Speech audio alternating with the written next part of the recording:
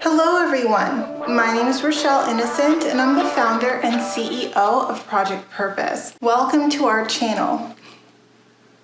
Our community is focused on fostering the intellectual and character development in children. We do this through our parent-child workshops that are focused on 4 themes: autonomy, self-efficacy, compassion, and self-concept, in order to cultivate grit, perseverance, and resilience in each child. And we are very thrilled to be offering one of the first of its kind digital, virtual, and continuous learning environments, enabling children and parents to connect from all around the world. At Project Purpose, our overarching mandate is to renew and rebuild family, community, and relationships. Our different social media platforms provide us with an opportunity to have discussions on all topics that relate to family, community, and relationships with ourselves as well as with others, with a primary focus on mental health and education. More precisely, the ways that the institutions of mental health and education play a role and have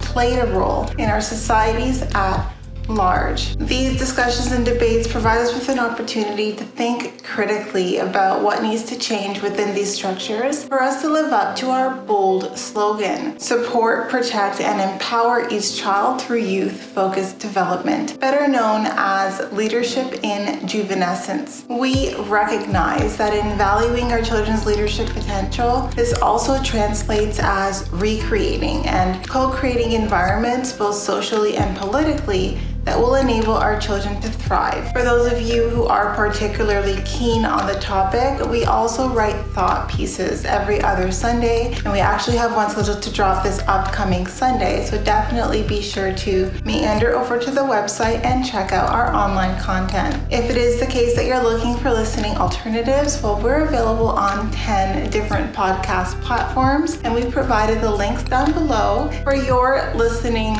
leisure. Now, as is the convention, be sure to subscribe, hit that post notification bell so that you are aware of every time we post. And of course, if you want to keep these conversations going, like, comment, and share this segment. Let's get into it.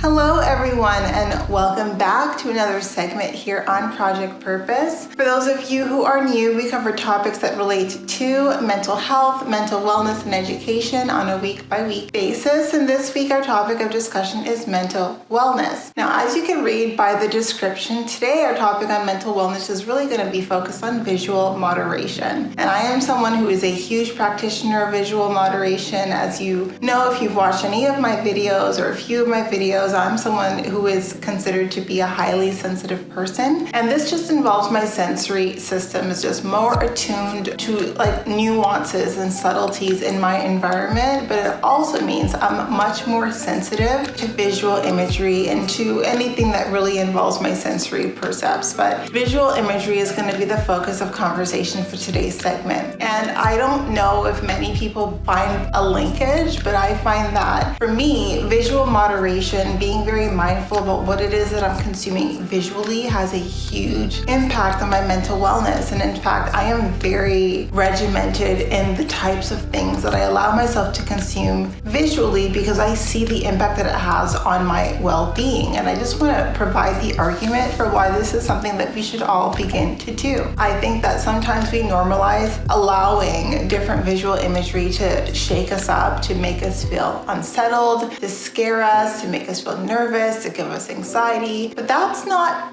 the norm, right? I think that we all owe it to ourselves to feel safe, to feel secure, to feel steady, and to feel neutral, to not always feel like we're being jarred by the situations, circumstances, and the visual imagery. When I say visual imagery, I'm not just talking about pictures. I'm talking about things that we watch on TV, things that we're watching on YouTube, things that we're watching on TikTok. There's certain things that we see has a negative impact on our well-being, yet we continue to consume it. We don't moderate moderate our visual consumption of specific things that we know are not good for us. And for me, I do moderate it. And has it landed me in the doghouse with a few people because I had to shut off a movie 15 minutes before it started? Absolutely. Have people made fun of me because of the fact that I recognize when something is just too much for me visually and I disengage from that content? Absolutely. And I don't mind. It doesn't faze me because I recognize that I am the guardian of my own mental well-being, and I'm the guardian of this beautiful mind of mine, and I don't want my mind to be jarred and to be,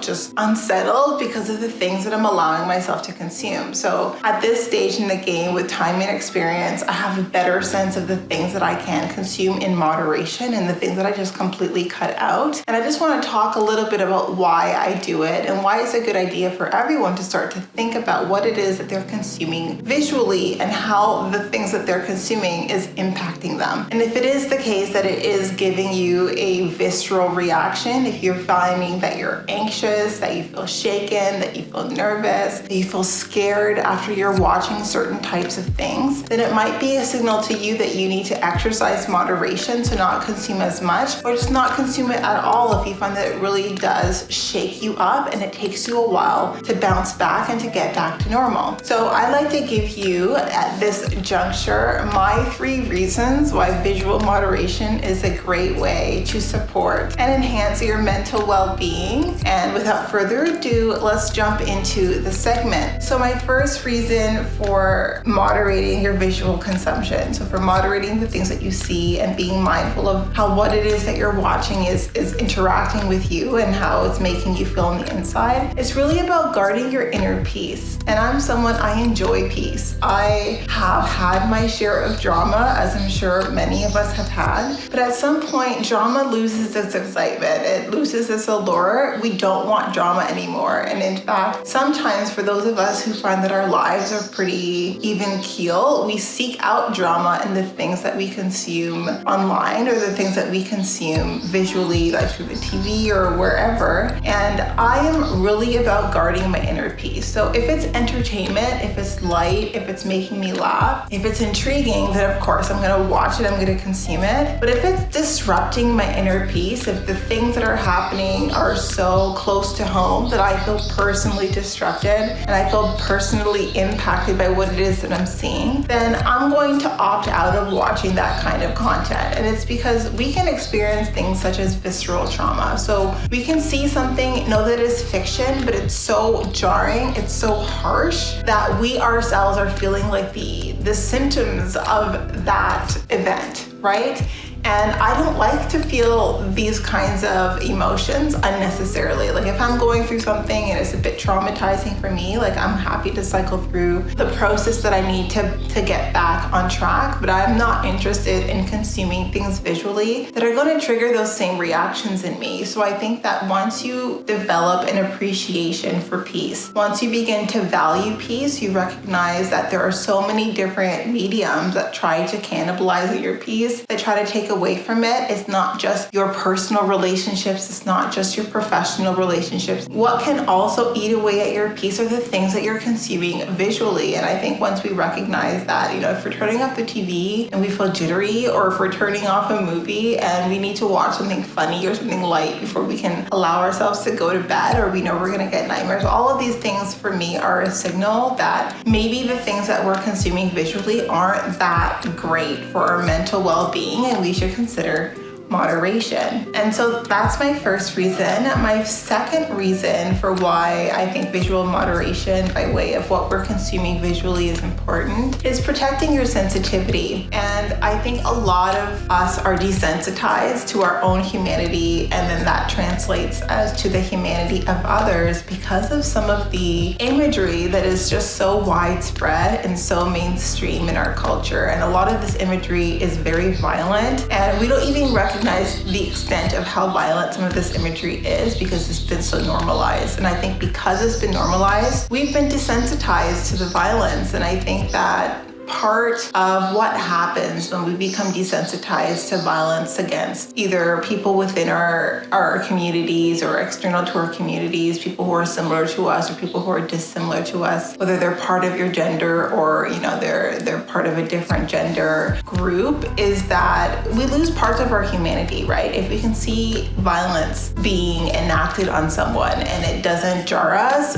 like we're completely impartial to the fact that this person is suffering and this person is being subjected to varying degrees of persecution. If we're seeing people get blown up into bits even, and we're unfazed, like we can watch that and eat a sandwich, then I think we need to recognize that that is a signal that we've been desensitized to the humanity of others and then also to our own humanity. And I think that it's important that we protect our sensitivity. I think our sensitivity is very tied to our humanity. It's very tied to our capacity to experience compassion, our capacity to experience empathy, to relate to one another. And I don't think that any visual alert, I don't think that anything that tries to capture our attention is so important, so valuable, that we allow the cost incurred to be aspects of our sensitivity, so aspects of our humanity. But I think it is really very important to protect our humanity and to recognize when it is that we're watching something that is eating away at our humanity, that is making us feel much more comfortable with violence being enacted on people and even on animals, right? I think that it is a good reason to moderate our visual consumption if we find that we're consuming a lot of gore, a lot of violence. Even if we're laughing while we're consuming gore and violence, I think that's a huge signal that our sensitivity is definitely being targeted and it's being diminished. And I think that our sensitivity should be protected. I don't think that we should allow external stimuli to diminish our sensitivity to each other and to ourselves as well. And that brings us to my last reason why I think we should moderate our visual consumption of different things that, stand to have a negative impact on our mental well-being, is setting the tone. And I think that oftentimes when we think about boundary setting, we think about relational boundary setting, but I think boundary setting translates in every aspect of our lived existence. So boundary setting is also about what you're doing in your own personal time by way of what it is that you're consuming and how much of what it is that you're consuming. And as adults, we no longer have different, people, guardians, parents telling us what we should or shouldn't be consuming, moderating and filtering the things that we're consuming for our own well-being. We have to be that for ourselves. So I think when it comes to boundary setting, a lot of the times we think boundary setting and we think relational boundary setting, but I think we need to start thinking about boundary setting with ourselves, just being cognizant, becoming more aware, more conscientious of the emotions and states of being that we find really benefit us and the emotions and states of being that we really want to steer away from. And if we want to steer away from them, then we need to steer away also from the visual imagery that triggers and incites those emotions, those thoughts, and those states of being, or even just moderating your consumption. So consuming them less and less. And I think that a great indicator is if you're watching something and you find that you need to have it masked, so you need to watch something light and fluffy before you get to bed, that might be an indicator to you that what it is that you're consuming visually is disrupting you mentally, right? And over the long term, I'm not sure if that's really the best for your mental well-being. And that's, of course, for you to decide, but it's food for thought to consider. So I think when we think about setting boundaries, it's not just about setting boundaries with the people in our lives, whether that's in our personal lives or professional lives. It's also setting boundaries with the things that we interact with the things that we allow to cannibalize on our attention, with the things that we attend to, and with the ways that we recognize that the things that we're attending to is really hindering our sense of well-being and making it much more difficult to manage having a sense of well-being that feels well-adjusted to us. In any case, that's the conversation this week on